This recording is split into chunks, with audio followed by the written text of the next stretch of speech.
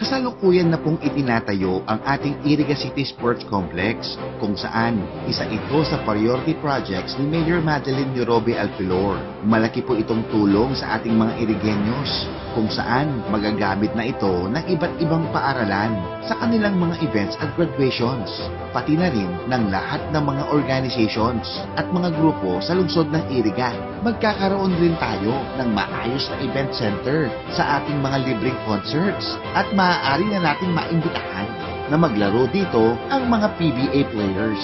Magagamit din ito ng ating lokal na gobyerno upang mas mapaghandaan pa ng ating mga lokal na atleta sa kanilang pagsama sa palarong Bicol at pambansa. Magiging all year round na ang ating mga sports clinic na open para sa lahat ng Irigenyos. Ito rin ang magiging home court ng ating kasalukuyang Iriga City Uragos basketball team na kasali ngayon sa National Basketball League at maaari ding gamitin ang ating Iriga City Sports Complex bilang isang maayos at malaking evacuation centers na hindi binabaha dahil nais masiguro ni Mayor Madeline Yorobe Alfilor ang kaligtasan ng lahat sa panahon ng kalamidad, pati na rin ang komportable na temporary shelter na gaya nito na para sa lahat ng Irigenyos. Sa ganitong paraan, hindi na po natin maaabala pa ang mga paaralan sa panahon nang sila'y may pasok na.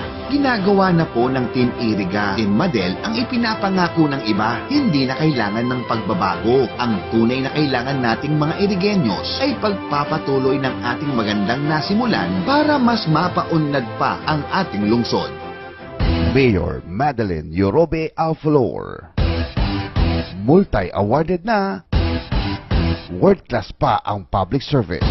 Hashtag si Madel ang mayor ko.